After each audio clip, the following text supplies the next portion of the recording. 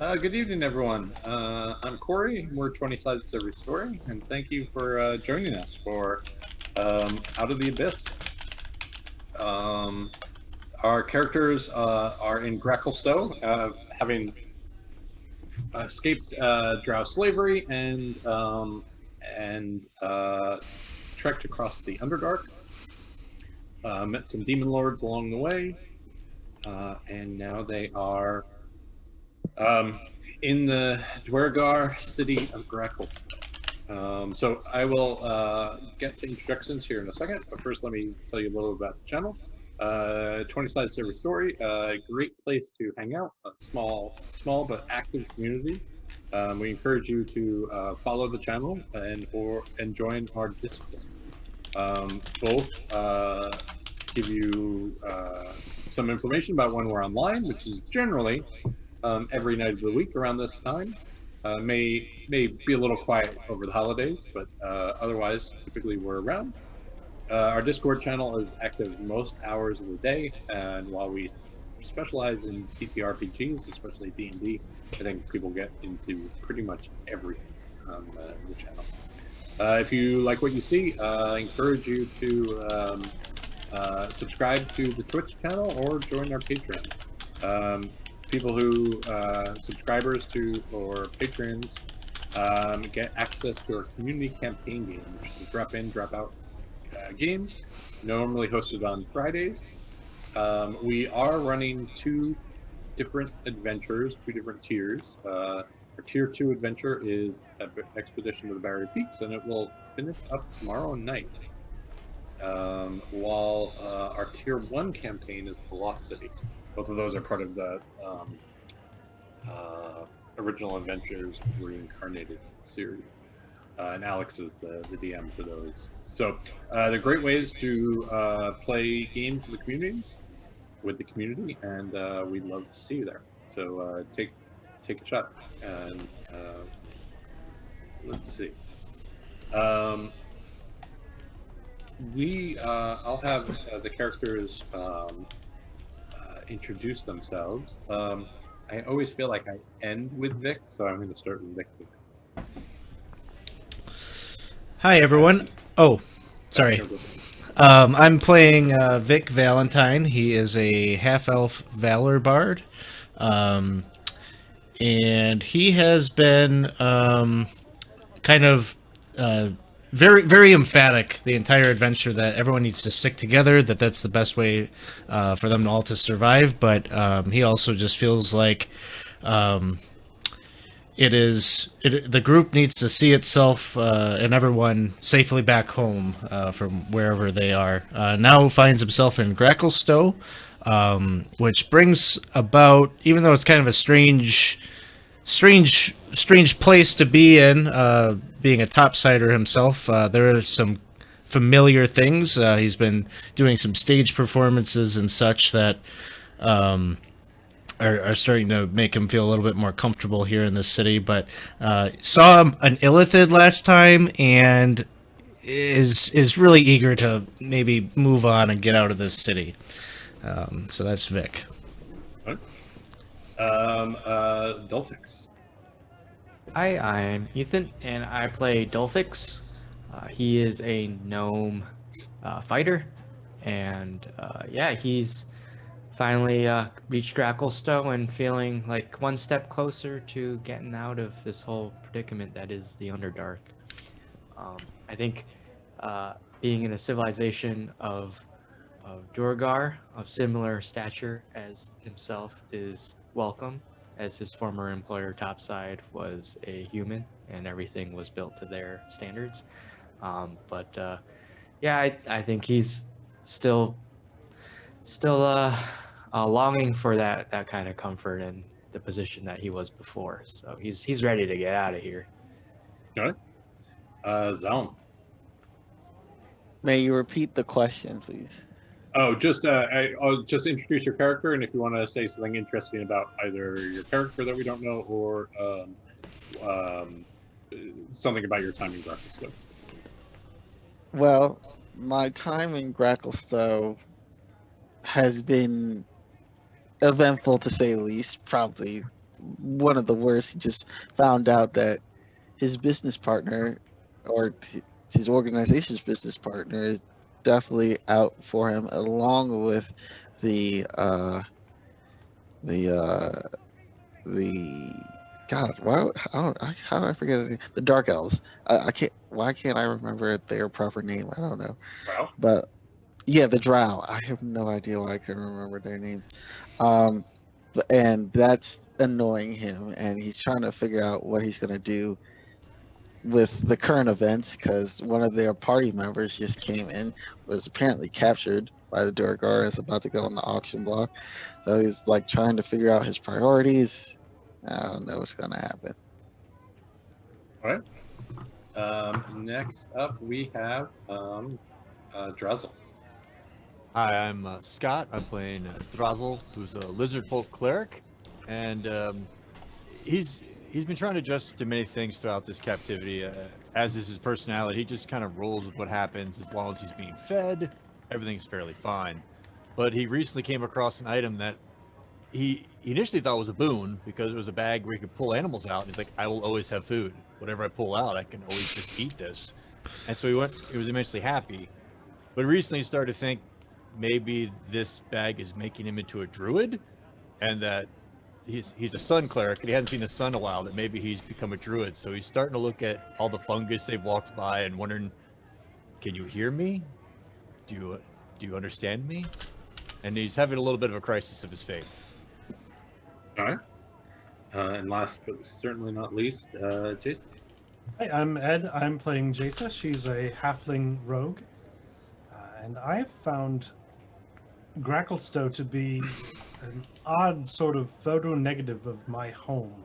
I grew up in a coastal city with a large trading element, similar in the sense that it has a bazaar with booths and people hawking their wares, but the absence of color here is astonishing, and the breeze that blows off the Dark Lake is nothing like the ocean breezes I grew up with. So I'm a little, it's familiar and foreign at the same time, and it's very strange to me. Okay.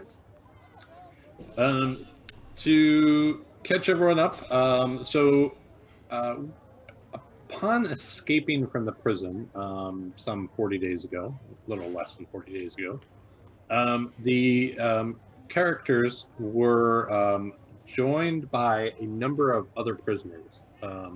There was a decision to split the group into two in order to make a drow pursuit a little bit more difficult. And the goal was 40 days after they split off, they were to meet here in Gracklstow. And to now, the party hasn't heard anything from the other group. At the end of last session, they learned that one member of the other group, a Quaggoth, who apparently was once an elf, a high elf, a sun elf specifically, is being dragged through the city, chained up, being dragged by 4 different Duergar, and being brought to an area of the city where slaves are bought and sold. Jasa had sort of followed the group of slavers quietly, and the rest of you were a little bit back behind. And so that's where we're going to open. I forgot to do one thing. If someone could roll, just one person roll a 1d20 for me. That should have happened at the beginning of the day.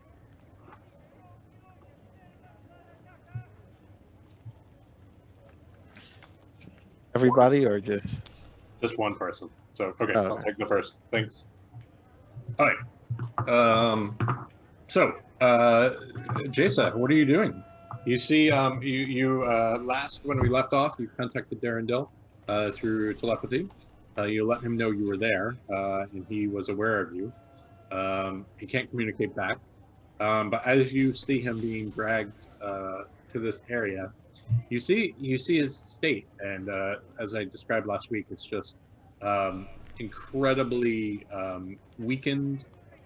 He looks terrible, looks pretty emaciated from when you last saw him.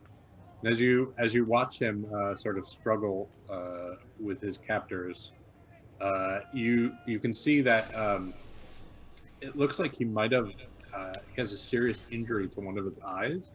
It's not even clear that it's there anymore because it's all swollen. And you also see that one of his arms is pretty limp. It looks like it might be completely broken as he's dragged off. I'm going to watch, see where he's taken, and I don't want to go in if it's obvious that passersby aren't meant to be in places. Mhm. I'm not going to go somewhere that if I get spotted, I'll be in trouble. But just keep an eye on where they take him. We get the lay of the land. Okay. Well, as you head over in that area, you can see that they're bringing them to an open air area, and so there is a crowd gathered. It looks like there are both passerbys and there are people who are merchants of some, slavers there. So it would be incredibly easy to blend into the crowd by your estimation.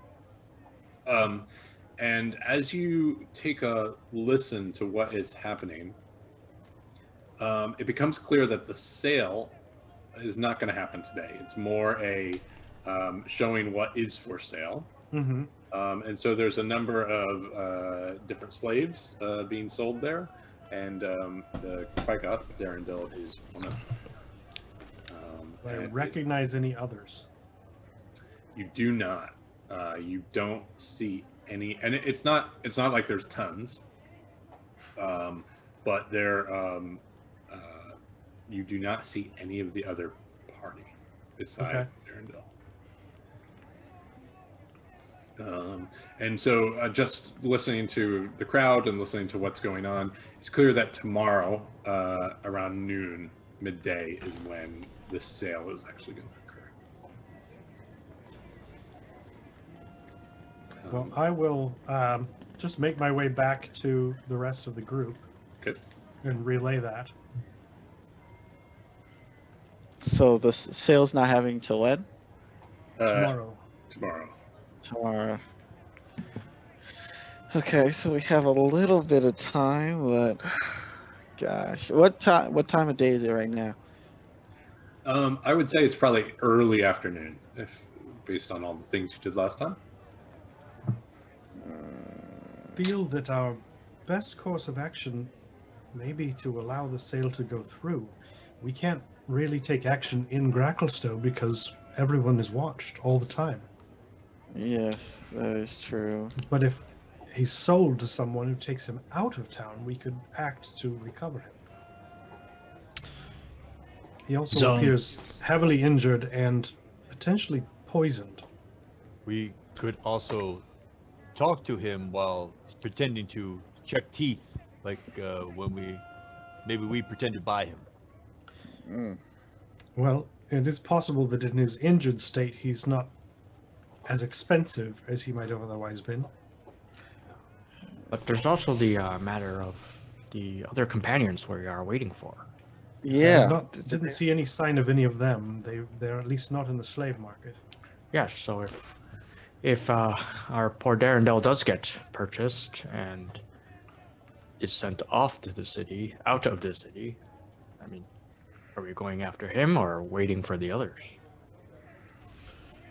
I'm real concerned about what might have happened out there. If he's here injured like he is, I want to hear what the story is from him. At Exactly. first glance, he was certainly the most formidable of them.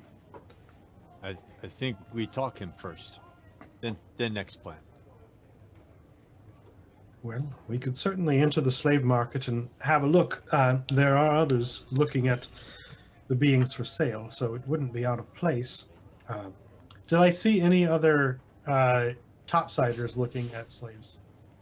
No, you saw a few scattered drow, not from the house that it fits in view, and you saw some probably some Dwergar, who probably are, by your estimation, selling, buying to, they're not for end use. Sorry, Mhm. what's the term? Like they're going to sell them somewhere else. They're wholesalers. Yes. Has Sarth returned? Perhaps we could ask him. So Sarth is, he's not in the inn at the moment. Like he would have left early, but over the last few days, he has been being out of the inn increasing amounts of time. So right now he's not out, but you suspect that he's wandering the Dark Lake district up to something. You're not sure. Eldeth is back, of course, and Stool. And Hemeth probably told you he would stop by tonight again. Like Hemeth isn't just sort of dropping you off. He'll come to hang out with you. Now, Kim, is it possible for us to go and see the slave now? Like, can we go to the market and like inspect him now? Maybe get some information from him on the sly. I know you have that kind of telepathy thing. Well, my telepathy is one directional. I can communicate to him. He can't respond. He can't respond telepathically. He could respond in other ways without anyone hearing the question. Yeah, that might be maybe our best bet. Just to get a gauge of what happens and then what happened and then plan from there, you know. Well, I know we don't have much, but maybe we and some you kind of indicated, but buying creatures is expensive. But if Jasa, if you think he's looking kind of rough, maybe we could find out how much they're charging. If that's Maybe. like the path of least resistance to get him free, I'd be okay with ponying up a little bit. Maybe we trade Wolf for friend. Wolf exotic. Exotic. Yes. Exotic. Wolf. Wow, Valuable. that's a big word.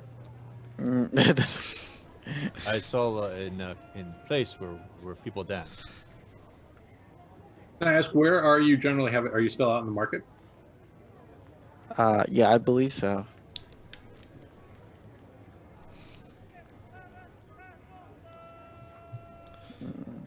What do we want to do, guys? I suppose we can make our way there and see if we can speak to him as under the guise of buying. Mm-hmm.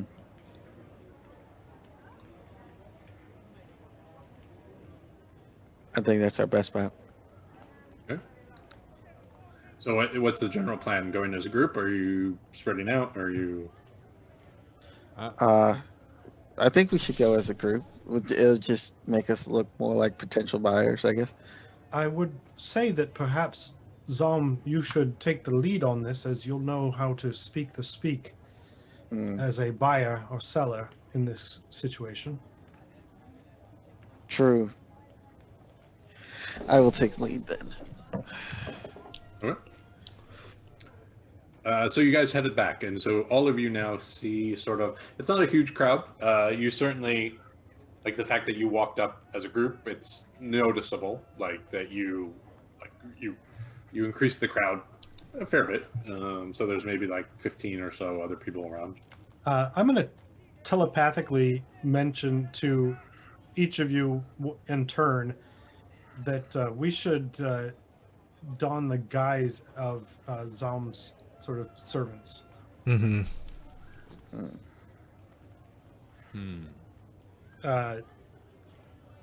If he has a number of slaves around him, it'll be easier to suggest that he's looking to buy another. Is it the kind of thing like would it be would it be normal for someone that was buying and purchasing creatures to have an entourage of those with them, like unbound, or would it slaves, but probably like just associates? I don't think my slaves would be unbound. Gotcha. Unless Sure. they're well trained. Yeah, like we're extremely well trained. I partner with Zom, Wolf, my slave. Mm, I, Yeah, I I, think I slave animal. right. Yeah, I think I just misunderstood. So we're more of a deference thing, like we work for Zom. Yeah. Got it. I got it. Alright. So as you walk up, there is like I said, there is maybe there's you see two let's see, two half orcs for sale.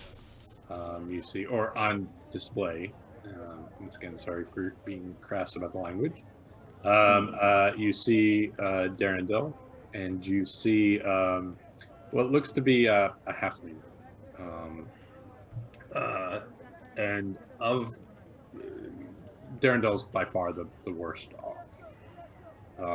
You can see he's sort of like he's just sagging.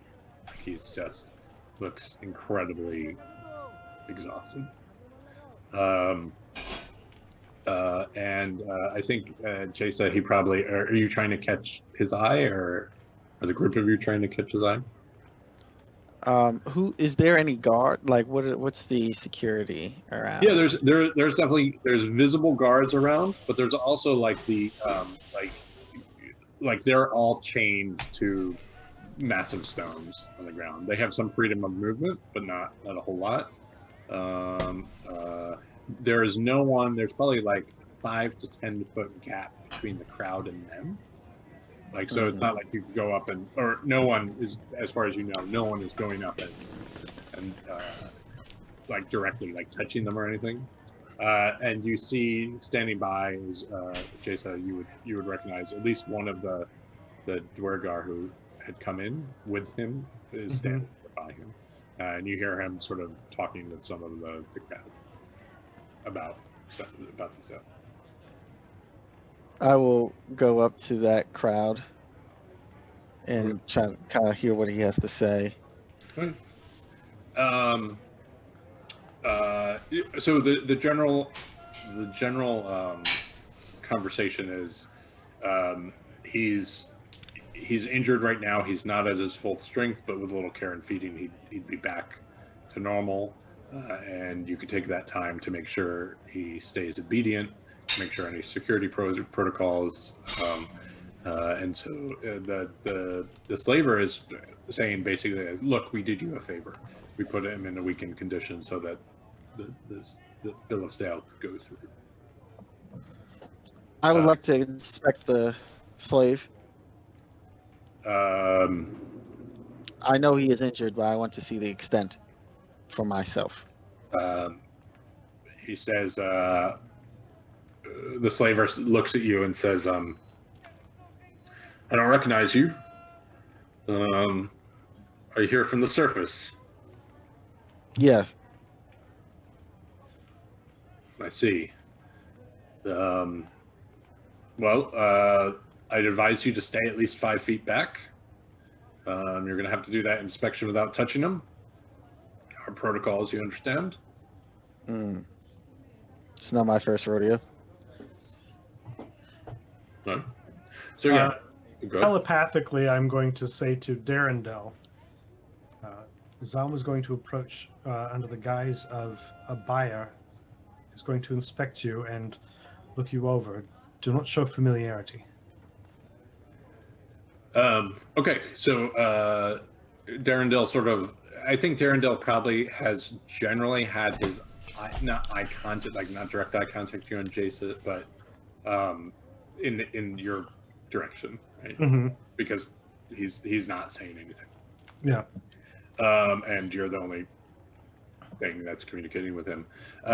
Zom, you approach and you can see, like, it looks like his whole arm is shattered, and it looks. Actually, make me a medicine check real quick. Jeez, whole arm See shattered. how much I tell you. Ooh, a natural 20, 21. All right. So, I'm a doctor. Doctor. couple things. Doctor's all. His arm looks like it's been broken a while. Like maybe 2 weeks, 3 weeks. Like it is maybe gangrenous in places. Like it's not good. His eye is similar.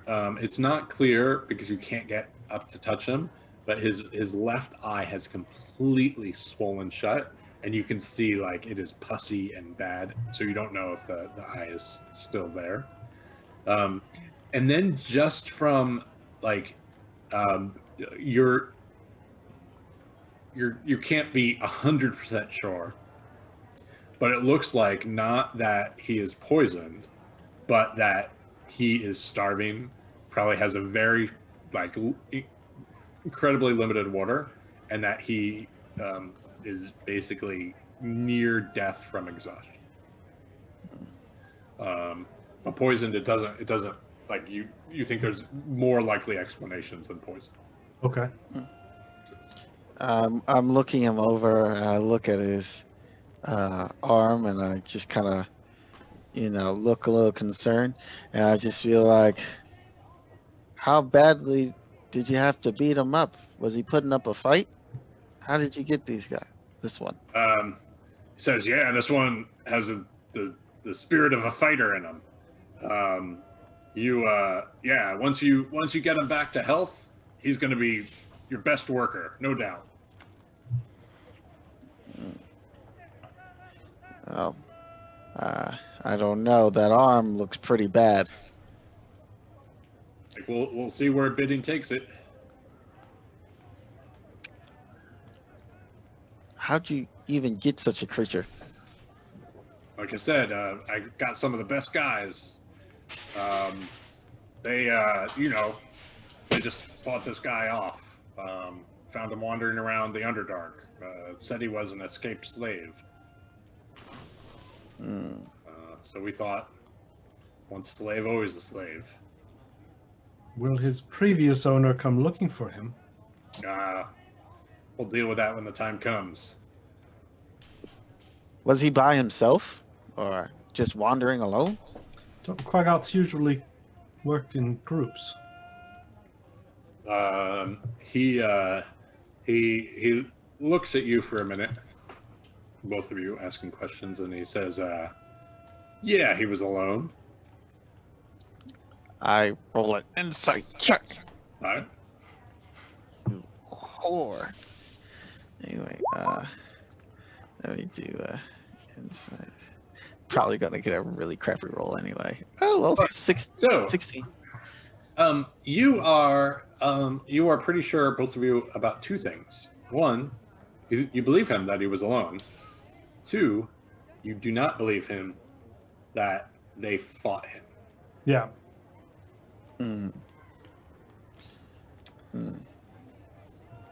You think that part was a made-up story to perhaps increase his worth about how strong he is, and then also...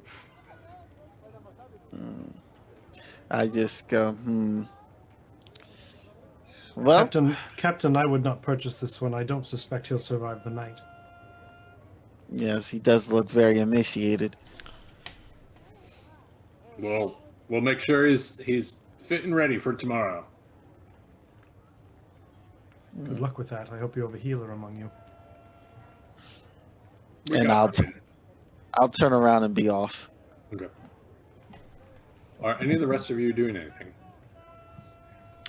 While their conversation is happening, I do want to, if I can, try to get out of eyeshot of the man that they're talking with. Are there like other attendants? Yeah. Okay. Mostly Duergar. There are a few Drow in the crowd. None of them seem to be wearing anything associated with House Mizram, which is I probably never said, but that's the house that ran the outpost where you guys were captured. So Vic doesn't really know whether his magic would work on those wounds that he sees, but he could see that he's suffering, and he wants to try to do something. So he's gonna try his best to maybe whether there's an alleyway he can duck into or like something just to get like some cover, and at a distance deliver a healing word. Okay.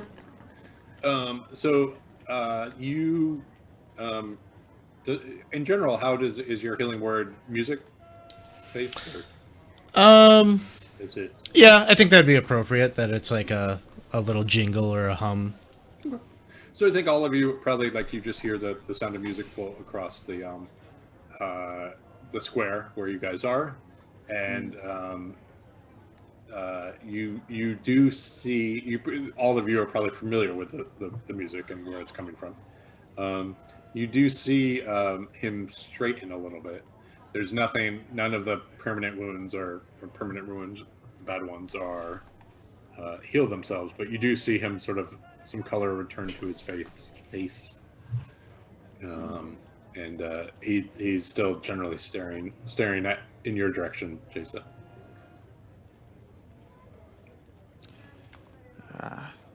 Jason, I kind of like leaned over and whispered to Jason. I was like, "Can you still communicate with him at this distance telepathically?" And Yes, I kind of like, to several paces out, I still can. mm, And I don't have to see him. mhm. Tell him we'll either try to buy him or to break him out tonight or tomorrow, or just wait until he's bought and then break him out.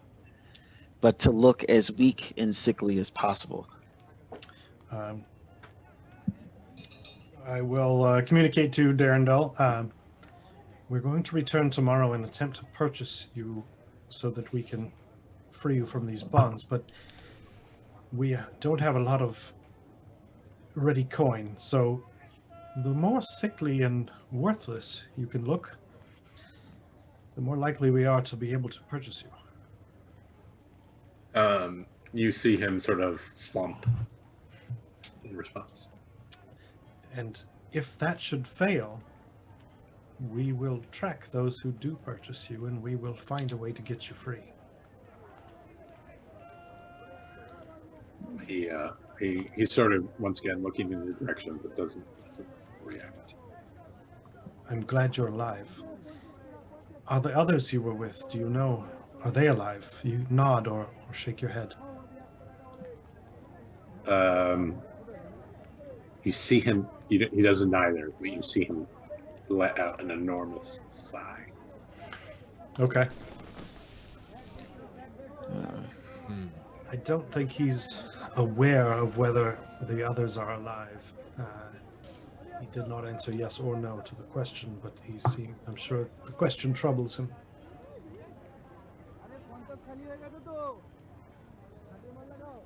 Dolphix and Drazel, are you guys up to anything while this is going on?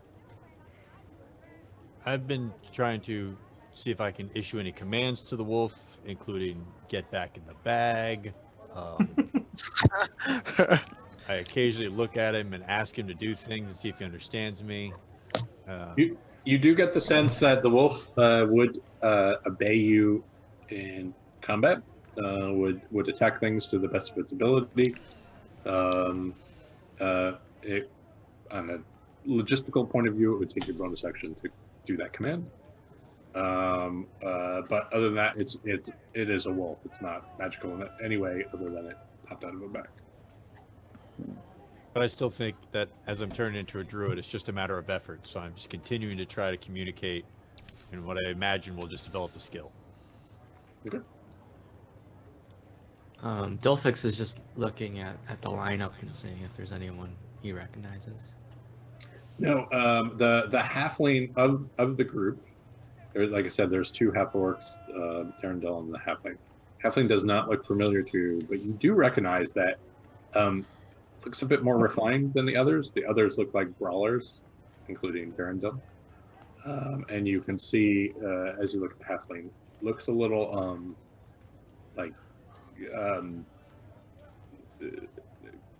soft hands. So you get the idea, and we had talked about this last time when we talked about prices. I think we asked Zalam generally, or maybe Hemeth. I don't remember how the conversation went down exactly. But you know that sometimes some slaves are traded for their specific skill. And you get the feeling that this might be one of those.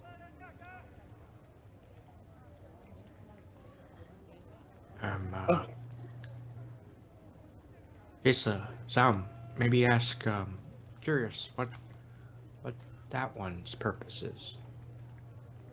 Which one are you pointing to again? And I look over. I nod towards the halfling. So it's a short halfling female. She has a sort of chestnut hair color. She's not happy, but you do notice her clothes were once nice. They've become a little bit bedraggled, but you do notice, like, unlike the other three up there, her whole demeanor looks more like she's studied or a craftsman rather than manual labor. Hmm. Do you know this one? I do not, but curious what function or service she provides. She seems, well, similar to me. Perhaps a teacher or a scholar of some sort. Hmm. Curiosity. I just scoff and I go up and I say, "What about this one, the halfling?"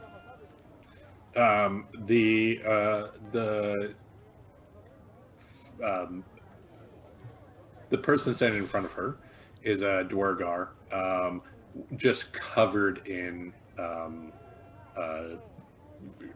very fine armor, very dark, very matte black armor. So no real adornment, no symbols on it. But he looks at you up and down and how you're dressed, and says, "I can guarantee you, my friend, you can't afford her." Why is that? She's a special find, and so she'll be going if the reserve's not met tomorrow. I'll bring her further on.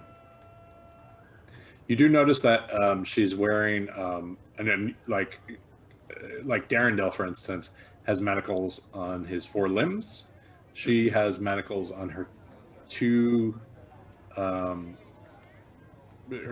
arms or wrists, and also lead up to something around her neck.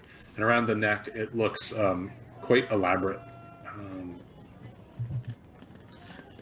Now, with someone of my background, can I roll some type of check to see whether, like, to appraise? Sorry, this is so horrible. To like see what, I understand like, that. I why? have the same trouble. Yeah, just make an intelligence, just straight intelligence. Okay. Like, why is she so special? Oh God. So, can I have advantage because of my background? Yeah, that's fine. Yay! Let's see. Oh, natural 20. You are lucky. So without knowing specifics, you would guess that this person has some relation to magic arts. You don't know what they are, but it heavily suggests that perhaps the thing around her neck is preventing her in some way from doing magic. You have never dealt, like, you know of these devices. You have never dealt with them. Like, it's way beyond your, like, trapping people who can wield magic normally goes very poorly. For this, I'm gonna make my way around the little area where they are. I want to get a look at the collar to see if it has a mechanism for releasing it. Make me a perception check, and I'm going to say at disadvantage because you can't actually get Okay. up unless you have a. Well, Ooh. that'll do. So yeah, it's quite unusual because it does not appear to have a seam anywhere. Okay.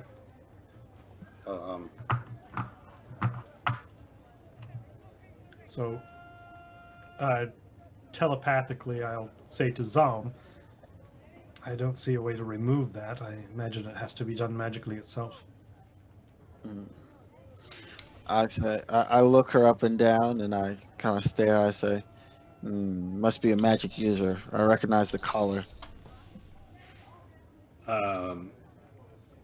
He make a deception check. Oh, God damn it. It's the collar comment that I'm going for, not the. All right. Let me see. My luck has ran out. Yes. Fine. So he looks at you and says, I don't know where you saw one of those collars, but I assure you it's not what you think it might be.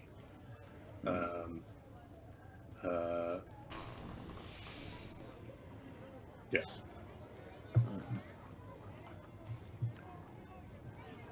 I just I look towards the girl. He is a little dismissive of you at this point. Like you're not dressed well.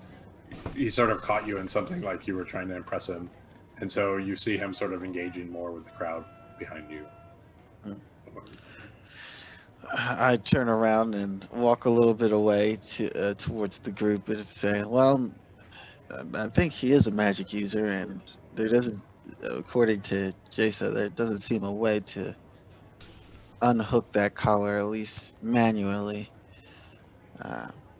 And you don't recognize her, right?" He said. Correct. Well, she's of some import, some type of magic user, but My only thought to removing it would be that if we could, she could very well assist with an escape if she has magical capabilities. True. But my thoughts are lying as well. The trouble is, we don't know what sort of magic she has, and I don't know how we remove that collar. And then I look back at the Duragar, and then looking at that Duragar, well, if there's any more of him, just based off the armor, it would be a tough fight. Yeah, I mean the armor is like you've seen nice armor, and this armor is nice enough that it was not for sale in the bazaar. Like that level of armor quality, it Yeah. just looks exquisite. He looks like he would be certainly hard to take down, even with magic.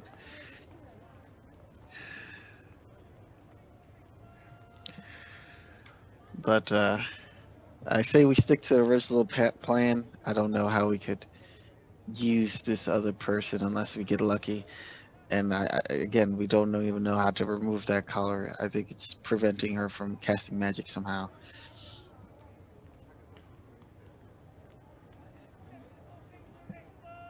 So I could make her stronger, give her the strength of bull. Maybe that should break it. Or oh, I completely forgot about our re-rolls. Should have definitely used it for that track. Damn. Oh, God. Oh well. Sorry, what were you saying, Trestle? Wolf doesn't listen, so I start listening to you. You need something? Maybe we make small person stronger. Or So she could, like, Strong- rip it off? yes. If it's magical, I would think even with a boost, it would be hard to break. Especially for a halfling. Well, there are strong halflings. I'm not one of them. I feel I have more connection with animal spirits now. I thought of how to put this to use. You think you have connections to animal spirits now? I am now half druid, I think. Wait, is this because you pulled the wolf out of the bag? Yes. I think perhaps the bag is half druid then. We shall see. Well, it's always good to, learn about new talents, new skills that you have. Congratulations, Drazel. That's exciting. Anyway, we still have our other original, well, I guess not original, but second to original issue of the two lads from Draven's organization, Mr. Darko's organization, to deal with. Of course, we will have to wait for our contact to get back, and maybe he'll find their island that they're keeping their slaves on. Well, I But can point you if- to where they embarked here, and which perhaps the Durgar they embarked with is back. I can show you who that was and where the direction they went. We're nearby. I'm just trying to think of how to go about if we do ask the Durgar, we'd have to do it on a sly tip, on in a way that would not alert, put them on high alert.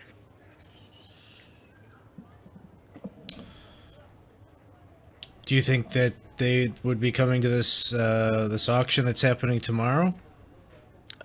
Most likely, that's probably why they're here in the first place. But they would be. I think for them it would be better if we struck at them before they got here, rather than afterwards.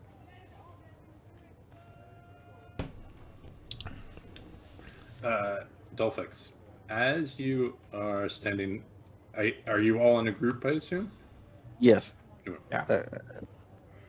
So Dolphix, you hear behind you a dwarven. You speak Dwarvish, right? If I remember correctly.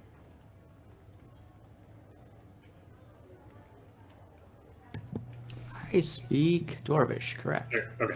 So you hear behind you in Dwarvish. You hear, "Get the fuck away from me!" And you Goodness. turn, and you see that unusual Darrow that some of you saw earlier in the market, maybe 2 days earlier. With the big hat.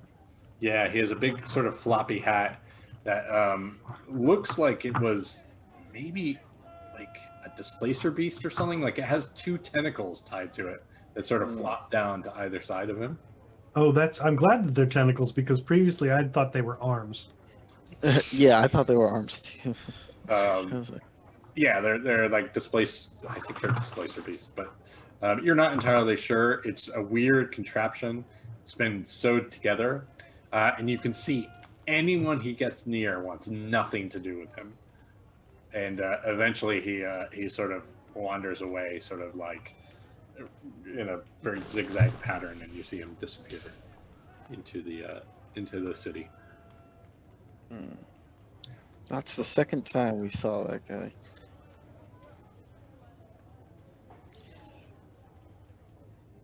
Darrow are like second-class citizens of this city, right? There are second-class citizens, and you haven't had you haven't had much interaction with them. Right. You've seen them around, but they're not. They don't own stalls. They don't like. They're definitely second. Okay.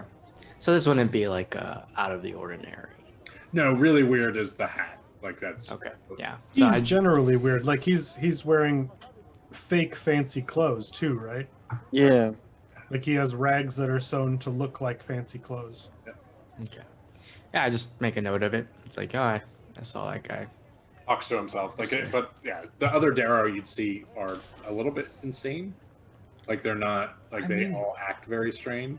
This my one just first- stands out for how he's My dressed. first experience with Darrow was Rapido, so this really doesn't seem that strange to me. Oh, Mm. Massage. I- frankly, everyone I've met down here has been a little off their rocker. Present company not excluded. Yeah, there are strange people. I agree. I'm glad you agree, Drazzle. How's that half druid? I'm almost there. Okay, great. Do you foresee yourself going full druid? Never go full druid. Ah, Never go full never go full hippie. Well, I don't know what else we can do here today.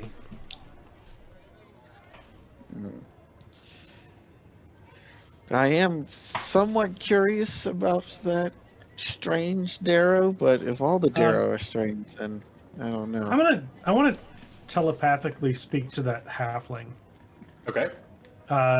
and say, is that collar preventing you from casting spells? Can you put up your skill? Yeah. Is there a way to publish it on screen? I can probably just copy it and paste it. Yeah, that's fine. Yeah, whatever. Just I guess I didn't open your character sheets. Normally I have those open there.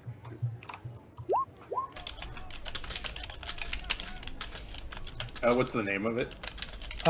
Silent speech. Okay. You can speak telepathically to any one creature you share a language with within 30 feet. Okay. And what was you asked? Is it preventing you from doing magic? From casting spells.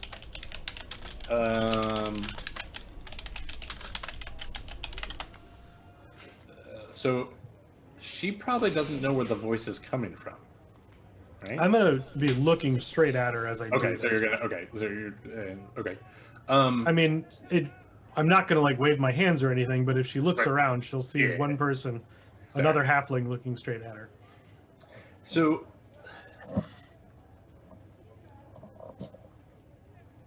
she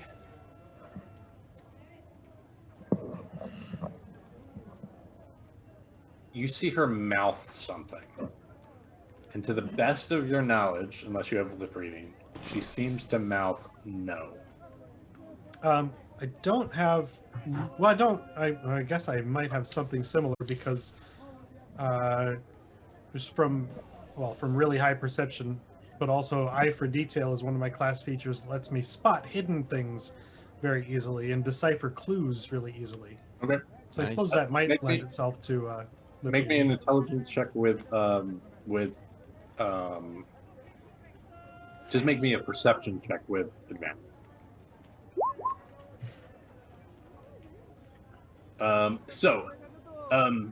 You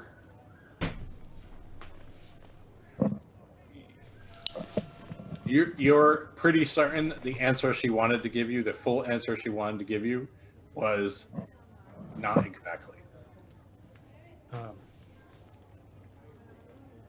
And I'll ask, do you know how to remove it?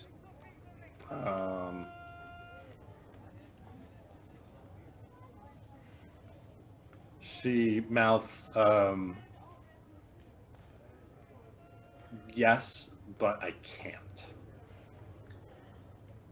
Would you be able to direct someone else? And does and it require magical ability to remove? you see her very cautiously shake her head. If it were removed, could you get out?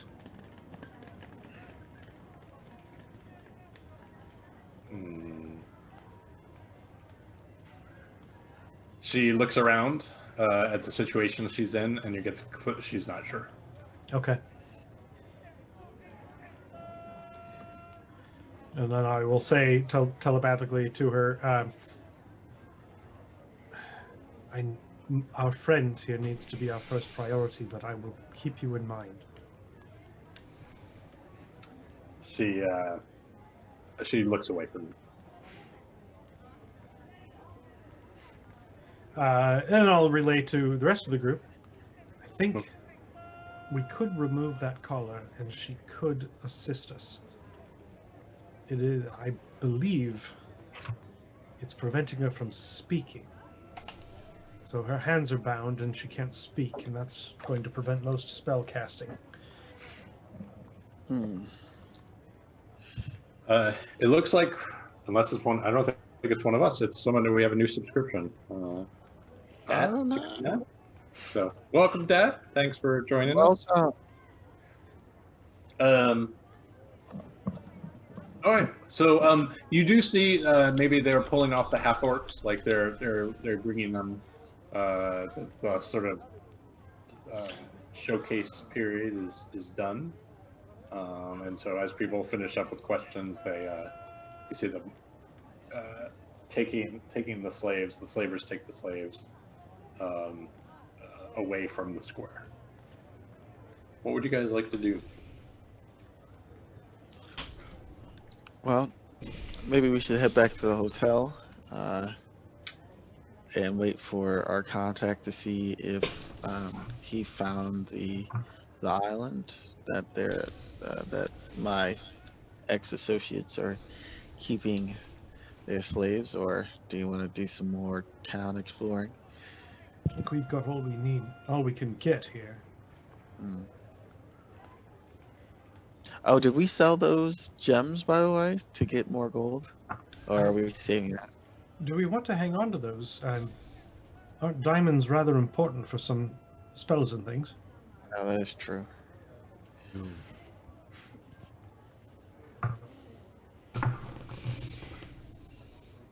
Huh? So you guys head back to the hotel, the inn. I keep calling it hotel too. And it's, like I said, it's probably mid-afternoon. Stool is very happy to see you all. Eldeth is sitting at a table. You see her drinking an ale. And when you come in, and Sarith is nowhere to be seen. Oh, while we were out, could I have sold a short bow that I have? Yeah, of course. Is it just Half half whatever price, the yeah. value is? Okay.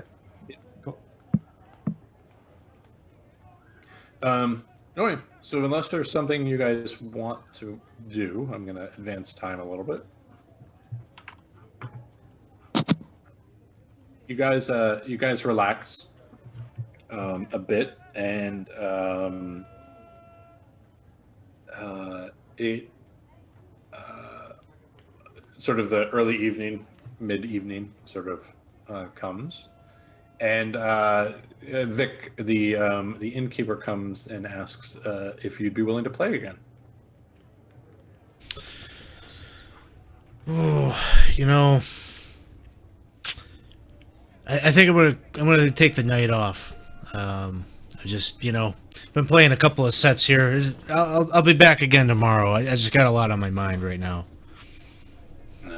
He says, "Okay. You always have a stage for us, with us." I don't imagine you got any news on those friends of mine that I told you about. Corey is misremembering this. Oh, I just asked them to kind of keep an eye out for the rest of the crew. Oh, in for the case other they- party. That's right. Yeah. He says, "No, we no one new checked in today. I don't know where they would have gone if not here." Well, hopefully they'll turn up. Thanks for keeping an eye out for me. Says, "Yeah, I hope you find them. Dangerous place outside the city. Much better if they're here." And I'll order a beverage and give them a heavy tip. Okay.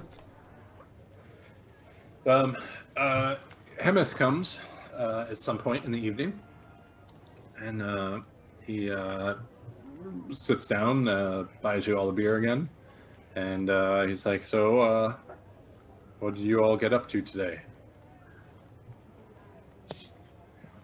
We saw one of our previous companions dragged in as a slave. Just one. Just one. Do you know where he is now? I'm sure he's in whatever slave pens they keep them in overnight. And over on the west side, will he go on sale tomorrow then? That's what they say. And do you plan some sort of daring rescue, or? Well, that's a question. Your advice tells us that it would be foolhardy to engage in any sort of thing here. A lot of second to blacksmithing and armor and sort of the forges here, slavery is a pretty big part of society here. You could bet that if you did something to disrupt it, they would move swiftly against you. We were more inclined to either try to purchase him or to see who does and trail him out of town and try to take him later. He says, that can be. Do you have that kind of coin? I know I gave you some last night. And we don't really know. Who all is in the main room during this conversation? Vic would be there. I would be there. Yep, same.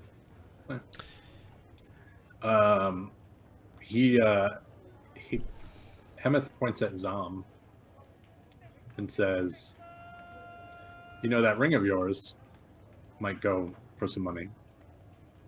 Oh yes. I look the ring of water walking. Yes, we could sell this.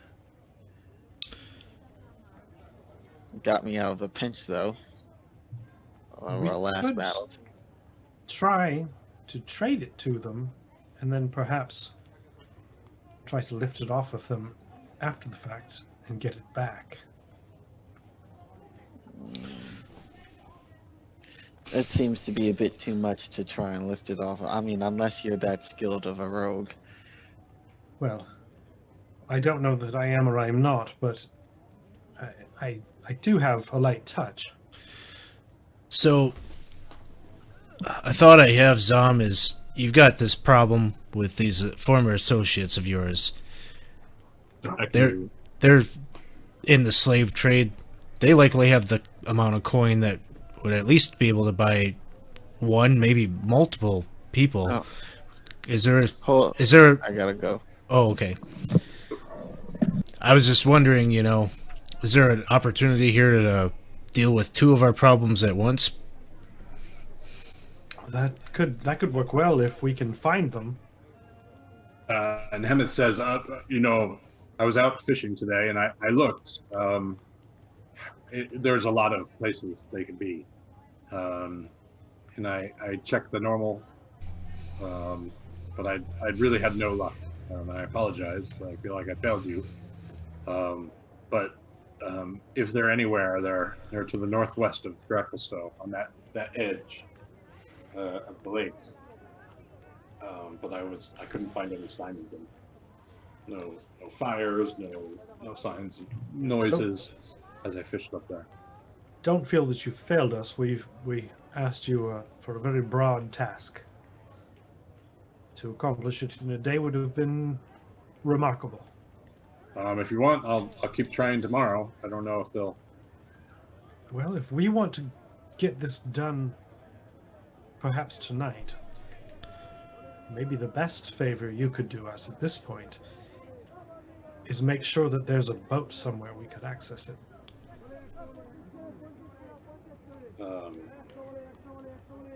Says, well, you can take mine. It would only.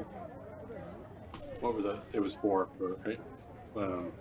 So it will only seat 4 of you. 6 could fit, but it will be difficult to maneuver. I can ask around if you need something bigger. Well, or you could point us somewhere. I don't want you to be implicated if we were to liberate a boat, if perchance it didn't make it back.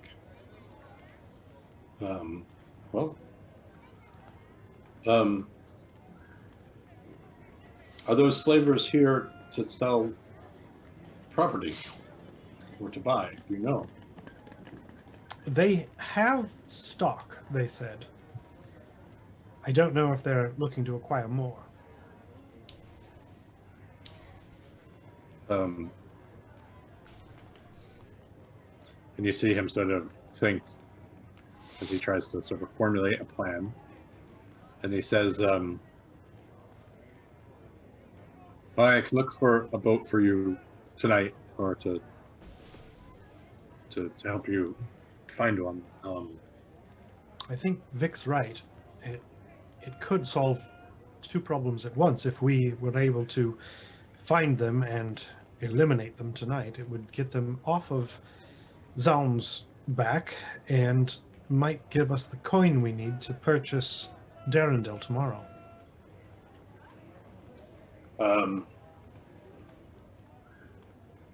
Okay. But how do you propose to find them? Well, there's a certain degree of dumb luck involved. Or perhaps, and we would need Zaum's permission, of course. We simply have them find us, if you understand my meaning. And he says, well, here's what I can offer. If you think they're going to come to this sale tomorrow, if one of you can point them out to me, I could follow them in my boat and find where they are. Yeah, that could do it. Would not give us the coin we need to purchase Darendil tomorrow, but there is always a strong chance that they purchase him. Is there anything that could happen that could stall this sale tomorrow? He thinks about it and he says, I mean, perhaps some sort of large disruption. I'm not sure what necessarily would do that, but I can, if something just made it implausible to have, they just postpone it for a few hours or a day. I've not heard of things that exciting don't normally happen here. What happens here in Gracklstow with these slavers? They have property that is claimed by the Drow, the same Drow that are pursuing us. What would happen if there was a dispute over ownership? Well, I would assume that it's might makes right. I don't know. There's no, law or order or anything like that. That would just figure those out. Slaves don't come with a certificate of title.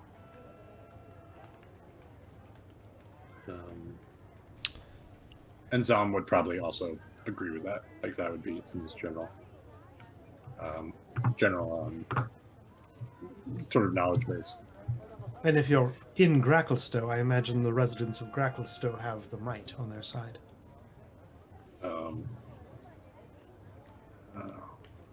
So let's take a quick break, if we could, just for like 5 minutes. Sorry to interrupt. We'll pick up right there. Thank you guys for watching. We just need to take care of something for a minute, and then we will be back.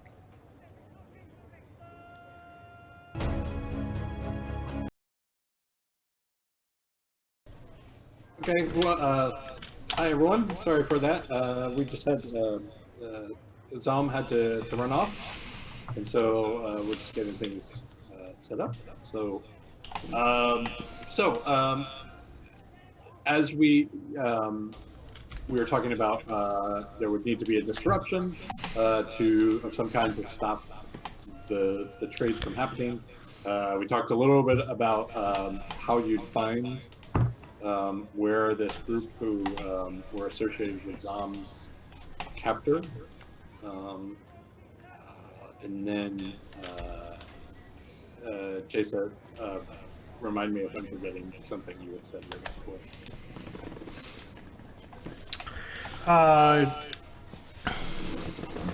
I don't think so. I think the only thing we were talking about separately was if we waited it out and Zaum's previous compatriots were to purchase Darendil, that might give us, we might then chase both down.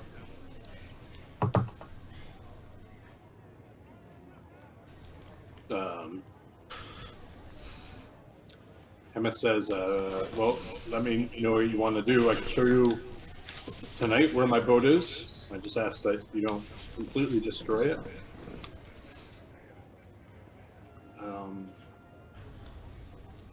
Doesn't need to be all of you. But...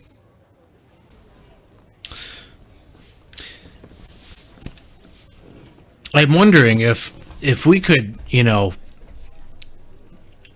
find a way to manipulate some kind of situation that the auction gets called off maybe moments before it's to go on. They'll be there, and that could buy us the time that we need, just a day.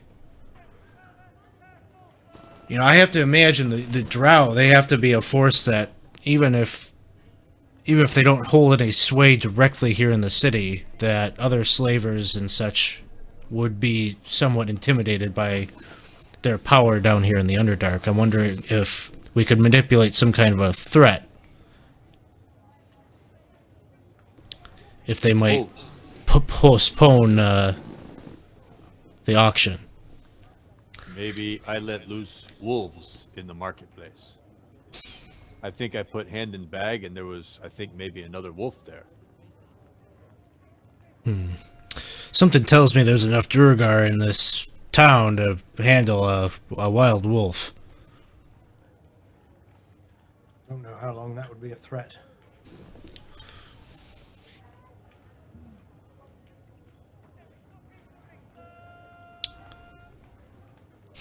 My thought is,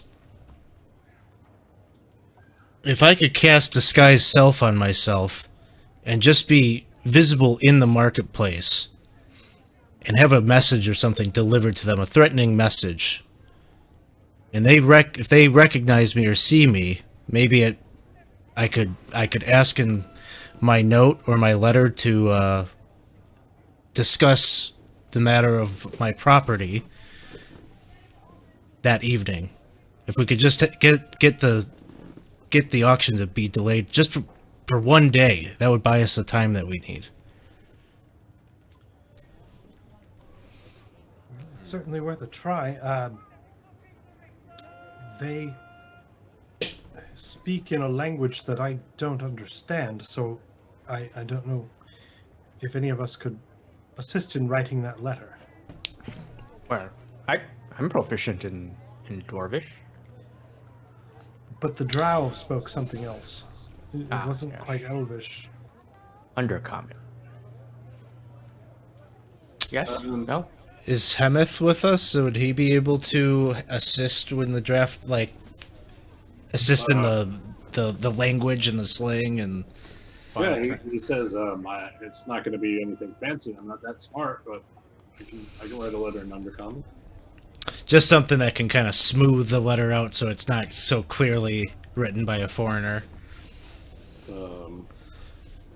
Yeah, I can do my best.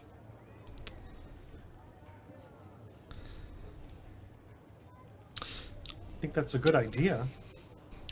It would certainly be the talk of the town. That's for sure. Well, and it wouldn't need to say much. Merely that the selling of was House Mizzen, was that it?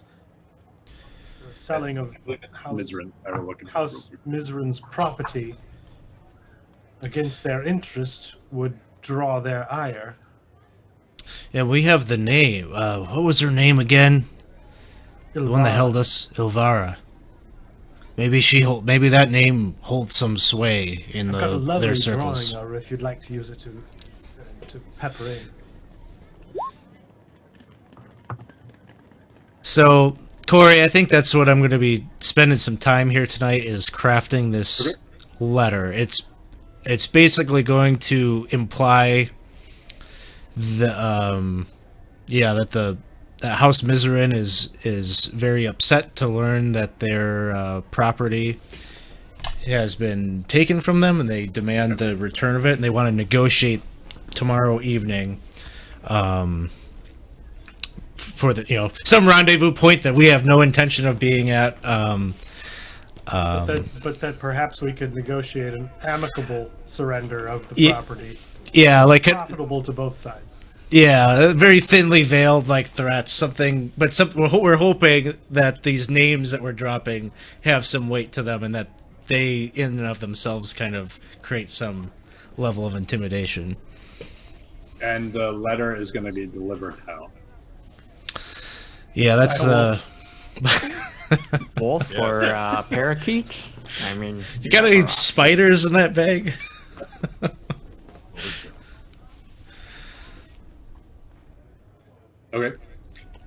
Okay, so let's see how. Um, why don't you make just a general persuasion check for the letter?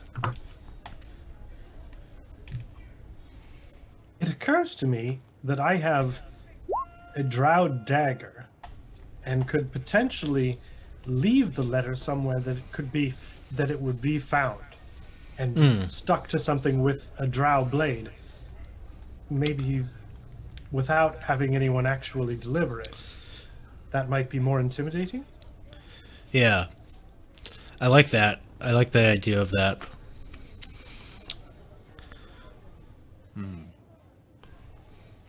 And then I know we're not quite there yet, but Corey, my intention would be to use my disguised self to be a drow that looks like those that we have seen when we were in captivity, to just be visible somewhere in the marketplace. I don't want to get into a conversation with him, but just kind of a signal that we're real, that this letter is real. And So the just recognizing the threat you would be under. There are drow from other houses that were there tonight, and so you can assume there would be drow from other houses tomorrow. okay, So that would be the complication, right? So that you would be very aware of. Would be that having to negotiate that if something came up. okay.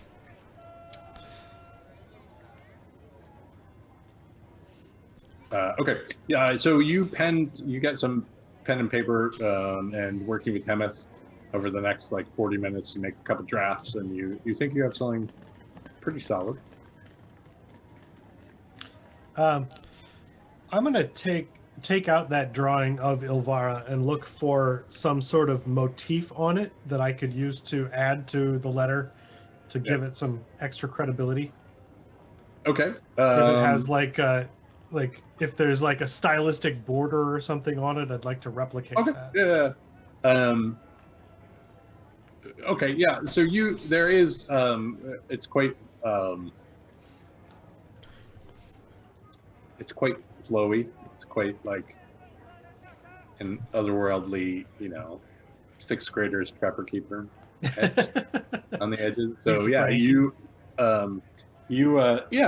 can make it look a little it might convey the wrong. I mean, it's out of context, so there's no theme to be conveyed, but like it is a little weird as you think about it, because picture is clearly some sort of like love photo, and so putting it on something serious, but it looks formal. So Yeah, I don't want it to be like flowery, but if there's it's something not. in there that's like very obviously a symbol associated with her. Right. Yeah, you can definitely. There's nothing specific to her, but it does look a little bit more formal and a little bit more like it was done with intention to represent something important. To directly tie back to the house. Okay. Anything else going on this evening? Hemeth is going to take his leave. He asked once again. He's like, you don't need a boat tonight? I don't think so. I don't think that's our plan. Is that correct? Yeah, I think if we're mucking about, searching around, we're likely to get spotted if we don't know exactly where we're going. So I'd rather wait till we've got eyes on a specific destination.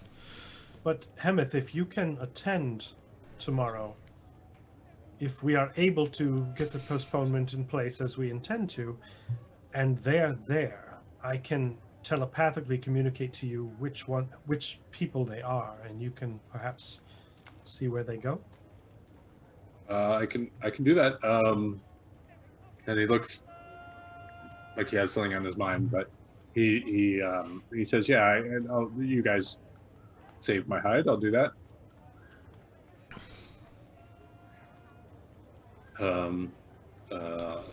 Around midday, right? I'll be over.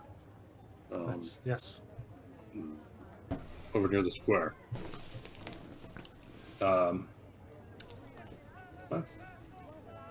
He takes his leave from you, and there's not too many people in the inn. In fact, you're by this hour in the common room. You're the only people out there. One of the owner is just sort of sitting up at the bar, making sure it's polished and clean. Stool and Eldeth are out with you. Sareth walks in at some point, and he doesn't even acknowledge you. He just sort of walks in and then turns and walks down the hallway towards the bedrooms, or starts to.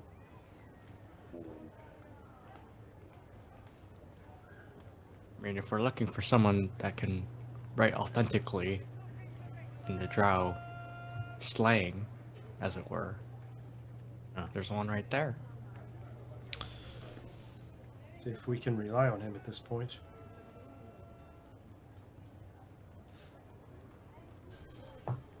He hasn't let us down yet.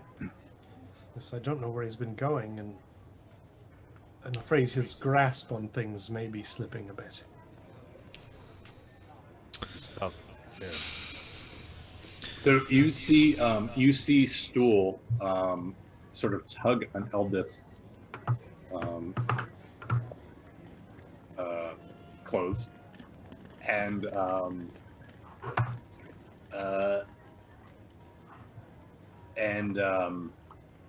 you hear Eldith say, "Okay, we can go out and watch." And she turns to all of you and says, "We'll be back in just 5 minutes." You see them start to walk outside. What are you gonna? I kind of overheard that. What are you gonna go watch? He wants to see the dragon. Dragon. Oh, Like I'd a like to float? see that. Like a balloon? Maybe I can talk to Dragon. No, we've been told about the dragon, haven't we? Yes. Definitely Thumbershoud. Number two. Yeah. Yeah. But I didn't realize the dragon made public appearances. It's just a thing? She says, Eldith says, it's about this time every night. He lights the fires, or relights the fires. Well, I would see that. Yeah, yes. Seems like that would be quite the spectacle. So you all go outside, and Stool is not content. Like, Stool wants a better view. So Stool is sort of dragging Eldith to the middle of near the bazaar, near the Blade Bazaar, but not sort of quite in the middle. It's sort of an open space. And I think you hear the sound of the wings and a little bit of the screech of the dragon in the darkness above you, right? The cavernous darkness above you. And then just out of nowhere, suddenly you see this fiery fiery cone of just flame, roiling flame, emerge suddenly out of the darkness and start to illuminate everything above you. And the fire goes to one of the columns that in the map. I'm just going to click on. Sorry, where am I?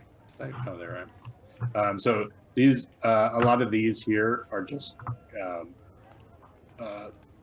columns leading up to the ceiling, and you see as the flame just goes into, it seems to hit one of the tops of one of them, and you just see a dull orange glow slowly creep down and sort of reignite all the forges inside that column. And the dragon, as it emits its flame, you can sort of see the dull red color on the dragon itself as it flies around. And one by one, it goes around to each of these pillars and ignites the forges. And every time, Stool is just like squealing with delight as it happens. Very, very excited. And as as the dragon, there's a lot, obviously, of these things. As the dragon is up here in the Dark Lake District, you see it goes to, let's say, it goes to light the forges. And sorry, let me move the. You guys are here. It goes to light the forges in this pillar here. As you see, it goes to make a beeline like. Oops, sorry, my mouse. It goes to make like a beeline like this to get to the forges here. And as it's turning, you get the very, very distinct feeling that it saw you. And instead of emitting a cone of flame, you see it start to curve around this way. And it actually circles you once before coming back around and emitting that flame into the thing and then moving on. It's a very weird experience because the rest of the flight was clearly choreographed. It was clearly like he does this every night and he has a system and he goes through one by one and does it. This was the only dalliance of that system. Corey, can I check the crowd, see if anyone else noticed this? Because I'm starting to think There's no one. There's people walking around, but it's like no one's paying attention. Okay. This is like just normal to them. Like we're the This is every weirdos night. that This is are every like, night this time. Yeah. And you guys haven't noticed it yet because you've been inside at nights, so I haven't been able to mention. I think the dragon sensed my growing druidic nature. Yes, been that's drawn to me. probably what it was. We should go talk to it. He will know what my next steps are. Do you think that's possible? I love this journey for you, Drowsel, but I don't know that I need to be on it.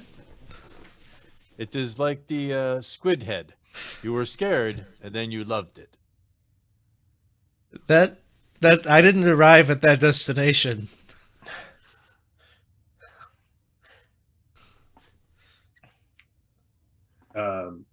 Eventually, the dragon moves far enough off that Stool gets bored, and you see him and Eldith walk back inside. The kid's happy. We're happy. Let's go back in and. Do I see where the dragon landed, Corey? He's still like it's probably a good 2-hour experience of lighting all these pillars. Okay. But he starts from the lakeside and goes down. So eventually you just lose sight of him. All right. But I think in the map, like I think Hemeth told you where he lives. I thought it was somewhere like Down here. Down okay, down there. Yeah, like he drew you like a basic map of the city. Okay. You guys just aren't allowed. See these gates? Those Yeah. are the gates preventing you from getting further into the city. So you're allowed north of that.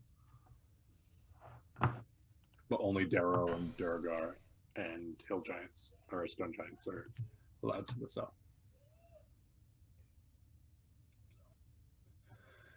All right. Anything else before bedtime? I'm gonna like find a stool or bench or something just outside of the inn and just sit outside for a bit Okay. before going in. Okay. Make me just a quick perception check, please.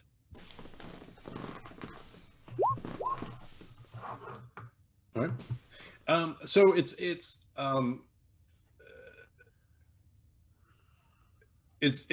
really, really quiet. You don't get the sense that there's people sort of at least visibly walking around. However, as you sit there, because it's the first time, like really there's not a lot of noise outside. You can hear the forges, the flames in the forge. You can feel the heat from them. However, you are very attuned to the fact that there are people who are invisible walking around. Like it's just more obvious now that it's a little bit quieter. Yeah. Does it And- seem to be like guard patrols? Yeah, in fact, groups of people. That's probably why you can hear it over the din of the forges. I'm just going to as one of them goes by and I'm fully aware of it, I'm just going to look straight at the group and give them a nod. I would say they nod back, but You can't, can't say see it. I can't hear that. And after a bit, I'll go back in. Oh, anything else from the group of you? Dolphix studying your book. Yep, studying the book and befriending Cheap. Okay. I'm trying to make a small place for the wolf to sleep at the foot of my bed. I Okay. understand that people keep canines as pets, and So Brother are you tying it up? Because this wolf keeps trying to wander away. I don't think it's learned how to open up a door. So Wander or escape. so I try to, I lay down and I see if it gets out. And if it seems like it's learned how to manipulate the handle, I'll just lay down in front of the door. Okay. Vic, anything? No, I'm totally preoccupied with the idea of getting our friend out, so I'm in that. The sooner I get to bed, the sooner he gets free kind of mentality, even though that's not how it works. So the night passes pretty calmly. Drazzle, you are involved in an elaborate spider dance for the evening. And you wake up and the wolf is nowhere to be found. I check the door. I look Door for nope. claw marks. I No. look to see if I can sense anything about where he might have been on the ground. Just tap into your roll a druid check. Yeah, I can follow tracks and hunt wild game, so I'm gonna try and do like a basic survival. You can check. a survival check.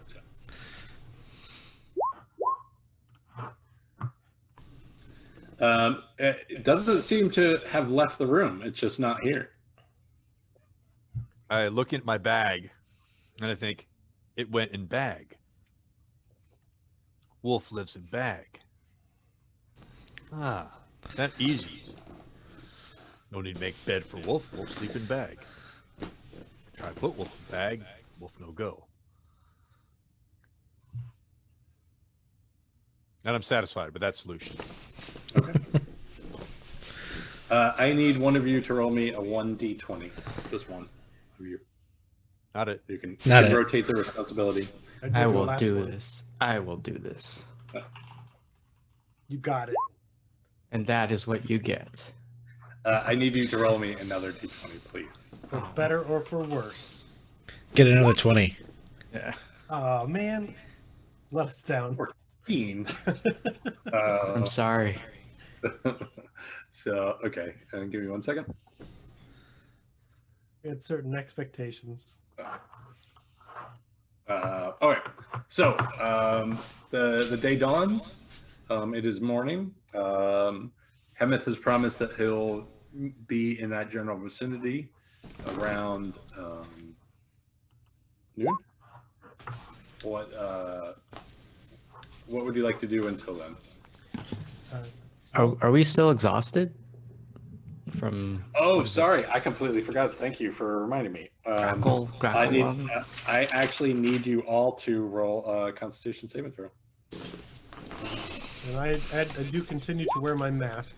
Yep. So I'm lowering the.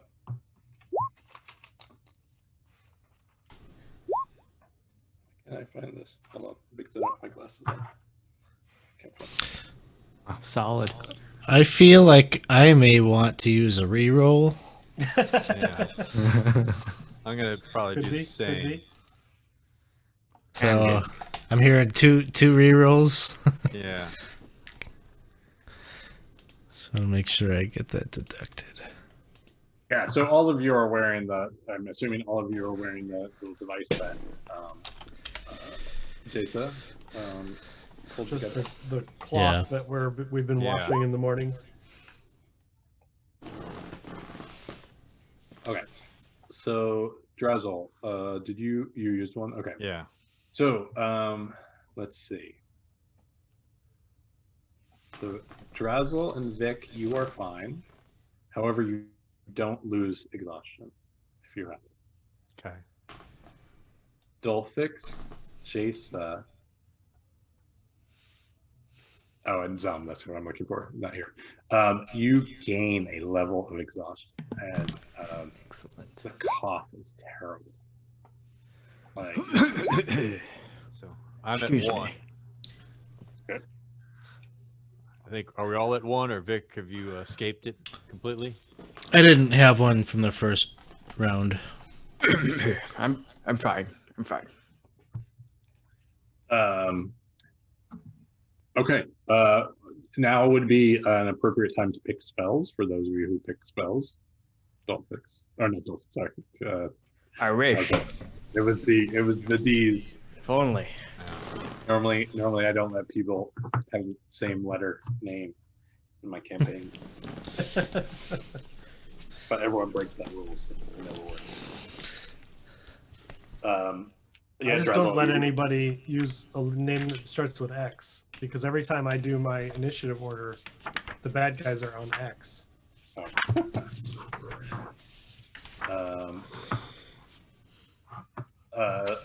Drazel,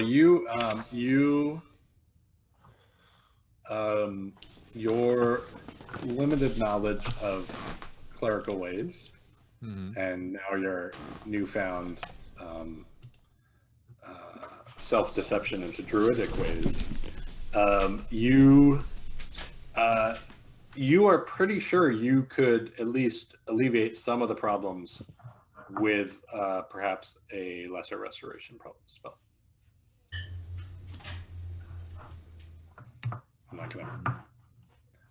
I think I had to have a plan to prepare that. I was just removing one of the other spells. Yeah. So you're pretty sure it would eliminate a level of that exhaustion. Okay. Not fully though. And did we determine it is a disease? It is the smog in the air from all the smelters around. But is it for mechanics wise a disease? Like if Oh, because Zalm can also lay on hands for 5 points to remove a disease. yeah. So let me just read it, but I believe that is correct. Yes. Give me 1 second. Crackle. Yeah, because the thing I had a question about lesser restoration when I read it the first time, it says you touch a creature and can end either one disease or one condition, and the condition can be blinded, deafened, paralyzed, or poisoned. So I can't relieve exhaustion. So unless it's a disease, It's a disease that can be. okay. I wasn't sure whether the smog pollution was considered a disease. I know there used to be that old spell cure disease, but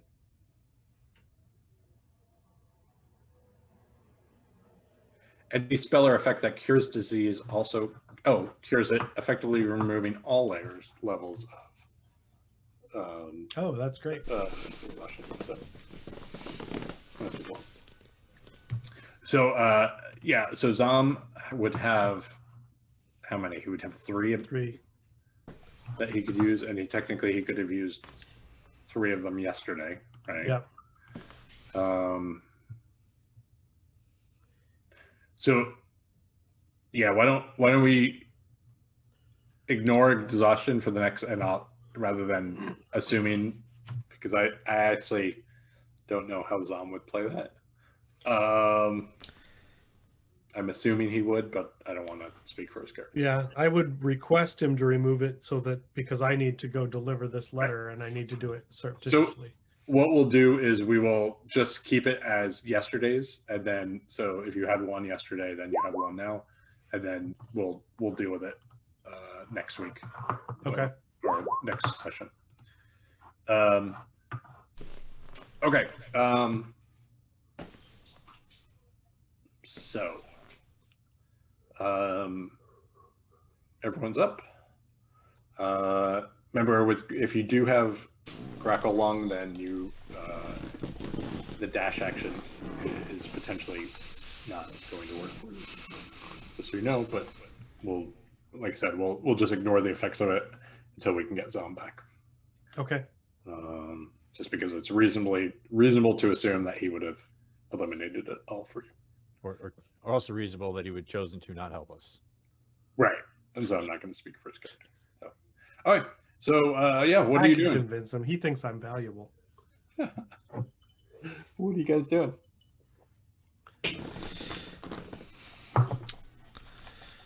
Well, I think first order of business is delivering this letter, right? And Do we want to deliver it now, or do you want me to make it there at the time it's to start?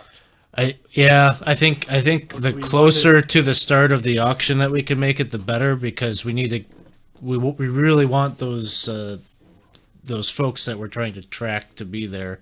Yeah. So perhaps we make our way there and get the lay of the land first, and figure out the best place to leave it and the best way to get it there without being seen. You smart guys talk a lot. I hear help. Well, that's the trick, Drazzle. If you talk a lot, people tend to think you're smart. My brain still hurt from exotic yesterday. Where your wolf is gone? Oh, he back in bag. This is thing they do. Oh, I think new druid spell, back in bag. back in bag spell. Yeah. Yeah. I did- wake up. I learned new spells from my god, and in the morning I woke up. I think I learned back in bag spell. So your bag is like your focus for your druidic magic. Yes, That's convenient. explains much that I did not know before. What else is in that bag? Maybe more druid spell. Oh, I thought you were going to say more druids. We could do with a bunch of druids to help us. A bag of druids.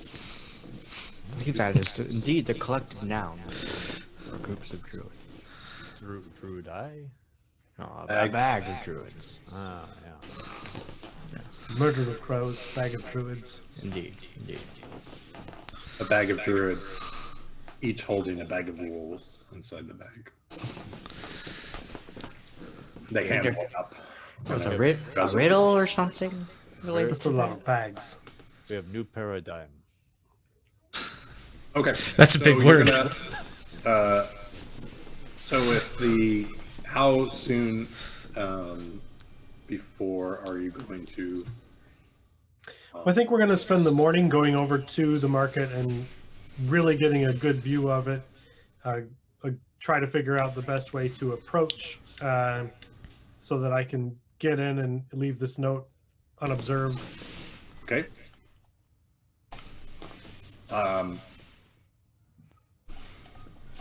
Okay. Yeah.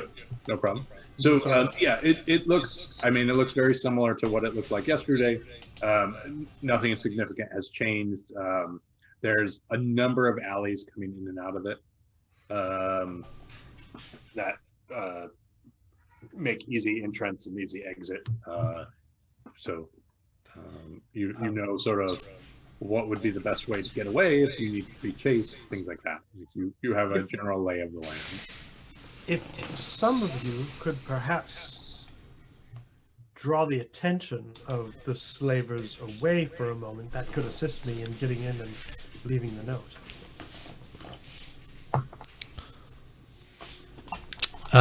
Scott, I think you're Yeah, muted. I can do this. Everyone look at me when I walk because I have new spells, new powers, and I think I draw attention. I've not seen many druids. So this I can do. I will take this plan. Maybe I pull another wolf or other animal from bag. Perhaps I should go with him, just in case. Are you also a druid? No, we don't know what kind of. Do you think you might be eventually? Well, I can talk to small beasts. Druid. I was not druid till yesterday. Maybe you druid today. It's contagious. Yes. Maybe this is the cough we are getting. It is a druid cough. I would think druids would be able to tend to that. Are you all at the square now, or are you talking about this at the end? What's going on? Where is this? Where are you guys? I suppose this is probably happening at the end when we wake up, talking the plan and what our rules are, And then go out and scout. Okay. Who is everyone going out to scout, or is that just a few of you? I think we can all go. Yeah. Oh, by the way, because I forgot to say it yesterday too, when you wake up, Sareth is already not there. Yeah, we've given up on him. Sarah's reliable. No. Okay, so it's just a few of you going? Is it scout? So, I thought we were all- so I'm gonna dwell on that for a second. So Sareth is gone already. Is he staying in like his own private room, or? No, he's in your guys' room. Oh, like, okay. Or, like there's, I think you guys got 2 rooms, so it worked out. Vic's been kind of worried about him this whole time. He's been advising him to get some help. I'm gonna get a little snoopy, and I'm gonna see if there's anything going on with his bed space or things, evidence of whatever he's up to. Okay. Anything I can find. Make me a investigation check.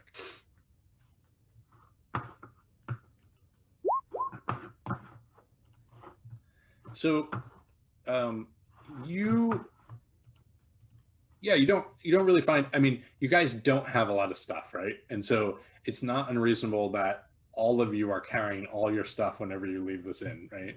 And so that's a little of what you find. You find where he definitely laid in bed, but it doesn't look like if he slept at all, he slept much. Like, so you're not entirely sure when he got up and left. It doesn't seem like, in terms of like other stuff you find, there's nothing unusual. Like if you compare it to Eldith's bed right next door, there's not a whole lot different from what it looks like. I think one of the things I'd be looking for specifically too would be just that whatever that's going on with his head. If there's anything like residue of that or any indication it's progressing or getting worse. No. In fact, I think I said last time, and you would know this from like it seems to like be stable. It's not. It doesn't look pretty at all. Yeah. And he does touch it, but he doesn't seem to be scratching it. Okay. Yeah. So you don't find any residue from that. You don't find blood. You don't find anything on the pillow or anything like that. And it's. Okay. I mean, if it's near the back of his head, like above the ear, so presumably if it was oozing or like it would have gotten on the pillow or on the sheets.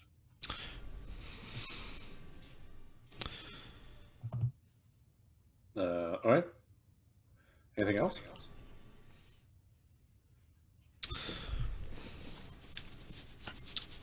All right. Who's going to scout? I definitely am going to scout. Right. Anyone else, or?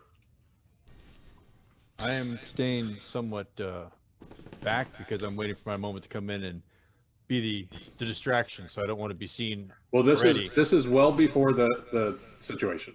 Right. So I This don't is- want to be anywhere. I'm just kind of being out around and seeing what's happening and looking for what surprises people, what things are common, so that if I were to do something, I want to make sure I'm not doing something I saw lots of other people do. Lots of other people pull their wolves out of their purse. I think I'll go down there too. Not necessarily like we're walking, together or whatnot, but just I'm gonna go there and like kind of check it out as well. because knowing that there's other drow and such in the area,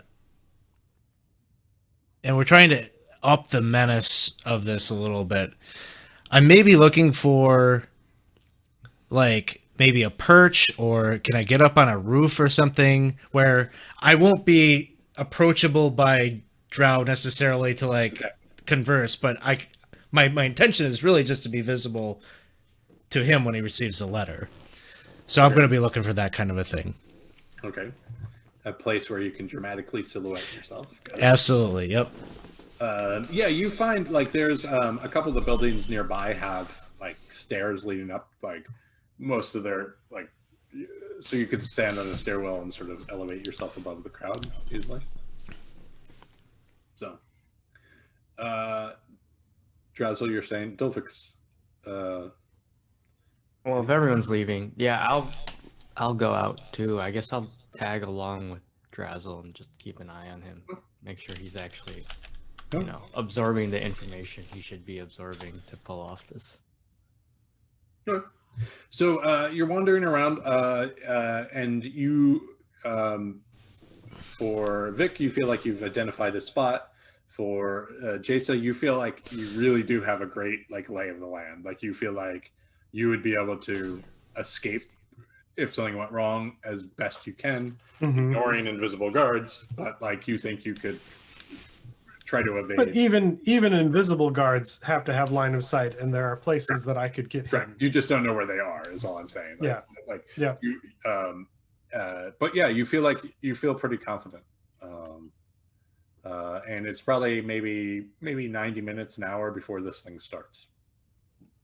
Hemeth will probably be there in about an hour right before the thing starts. Anything else you guys want to do? Are you hanging out back at the inn in the meantime? Are you going to the bazaar? Are you hanging around in the square itself? I'm going to stop into one of the stalls and purchase a dagger to replace the one I anticipate leaving with the note. Okay, no problem.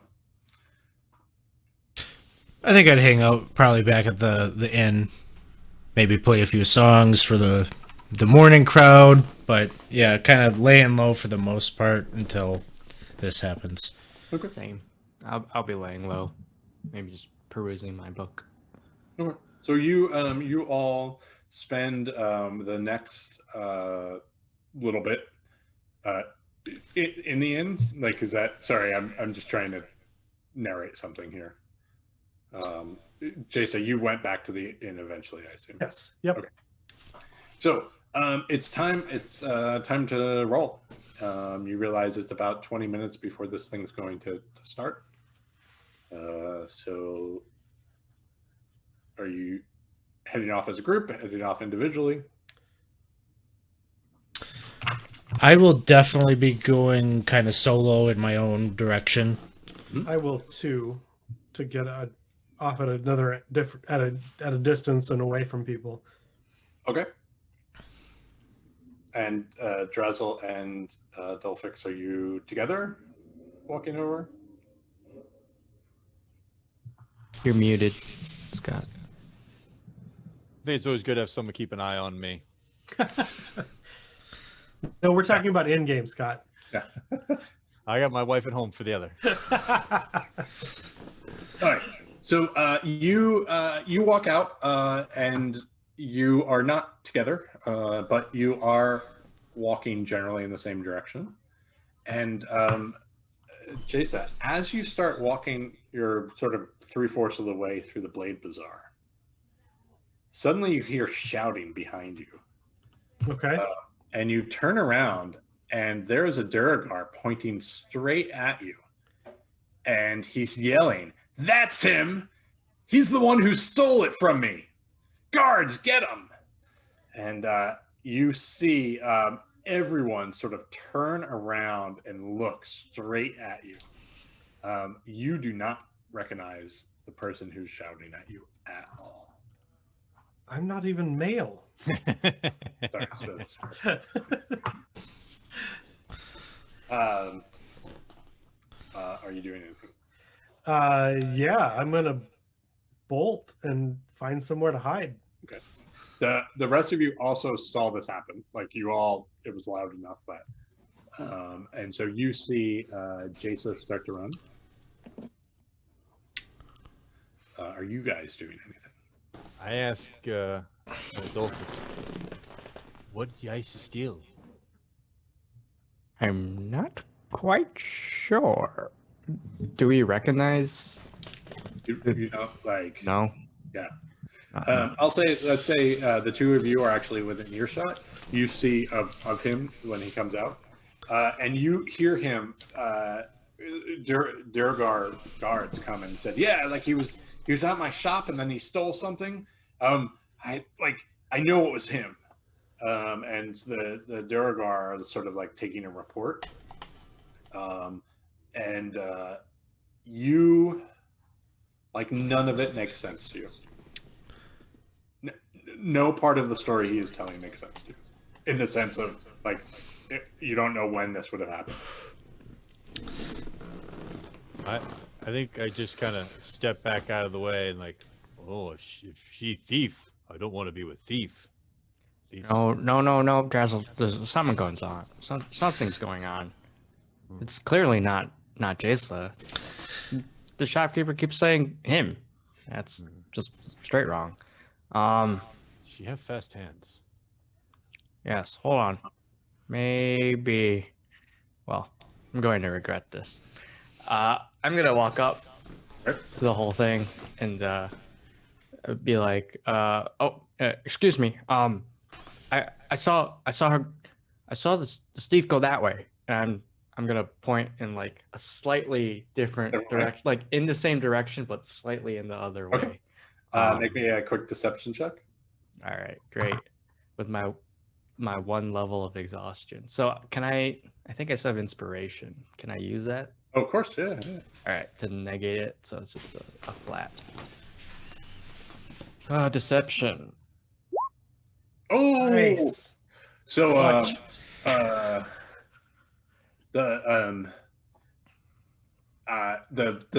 the merchant. So the guards sort of like they're like Hurry. And you see the guard talking directs two of the guards next to him to go in that direction. The shopkeeper, the Duragar, says, you saw him steal it, didn't you? Like, you know he's the thief. Steal what? She, sorry, it's she. Oh man, I was hoping he was doing that. I was hoping he was actually. I was wondering, yeah. Yeah, me too. Yeah. You saw her steal it, right? She took it from my stall. You just called her a thief. Steal. I'm kind of like egging him on to explain. Steal. What What she stole exactly? it from my stall. Yes, I saw her at your stall and then she left. Now, So, right. See, now you have a witness. You have to arrest her. yes, I suppose. Guard, I saw this woman at the stall. She ran off that way, but I'm not quite sure what she stole. Okay. So this is all going to come down to Chase's stealth roll. All right. So it's been adjusted because some of the guards went in a different direction. Okay. So if I can, so I saw the intervention by Dolphix. Right. Some of the guards went a different direction, but did I see that some of them continued to correctly follow Jaisa? Make me a perception check.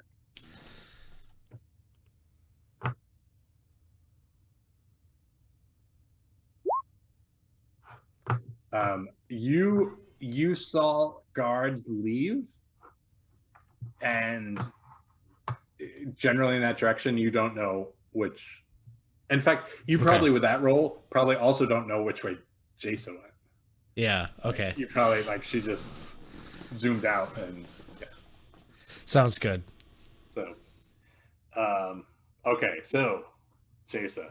All right. Well, I've got an inspiration. And I'm going to spend it on this. Okay. Yeah. Okay. Okay. So, this is what you see. You duck. You find sort of a bunch of crates. I picture that I pull out my whip and use it to like grapple something and get on top of a building. Okay.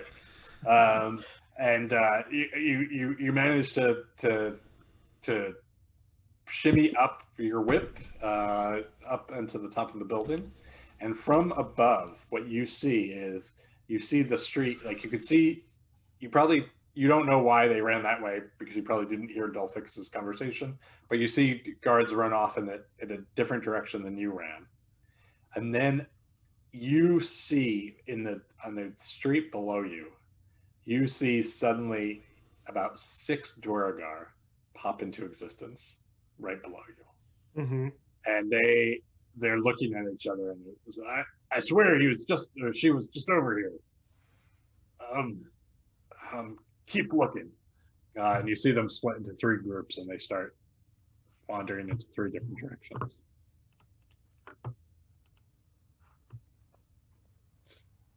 And All right, so, well, go ahead. I'm going to take off my mask, take off my cloak, Okay. bind my hair up, or let my hair's been in a ponytail. I'm going to let it all just flow Okay. naturally, and just make myself look as different as I can. Okay. And hop down on the other side of the building. Okay. Which way are you headed? I'm going to take a very long route around, but ultimately back toward the Slave Bazaar. Okay. And now the rest of you, you saw this. Dolphix, you heard the full report. The guards have a lot of trouble getting exactly what was stolen. And eventually the shopkeeper's like, all right, I'm going to have to take a full inventory. Like, but I saw him pixeling up and take. But other than that, the guard or the shopkeeper does provide a pretty decent description of Jason, having been the culprit. And so the guards sort of write it down in a report. Now, I have not been out in Gracklstow without a mask and without a cloak and with like. Right. Those have been constants. I'm saying a description of you as Dolphix just saw you. Yeah. And so eventually the guard, you hear the guard promise to take care of the matter. And you see him walk off. Is there anything the 3 of you really are doing?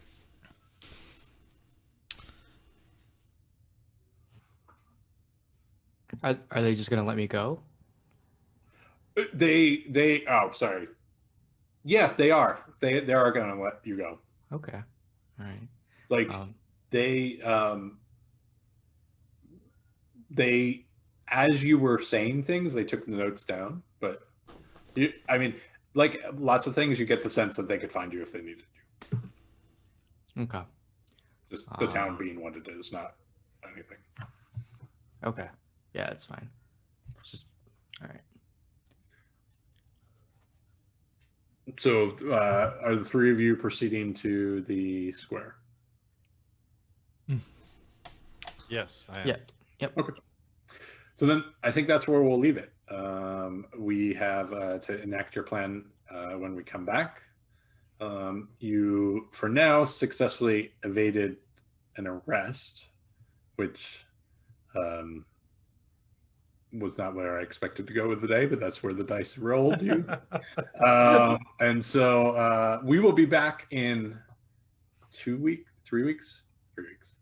Yeah, 3 weeks. We'll have a little bit of break over the holidays. So thank you guys all for tuning in. We appreciate it. And we look forward in the new year. We may have a little bit of a time change starting in January, so keep an eye out for that. There's a possibility that we'll start playing for a little bit longer than we do now. But with that, if you haven't followed the channel or joined our Discord, please do so. And also, if you have the means, we encourage you to join our Patreon or to subscribe to the channel. There's lots of great benefits to do so. You can follow the links in the chat. And with that, we'll say good night. Have a wonderful New Year and happy holidays to all of you, and wish you the best. So we'll see you soon. We'll throw a raid over to proficiency bonus. Let's go say hi to our friends real quick. Right as they finish their game for the night. Probably. That's usually how it works.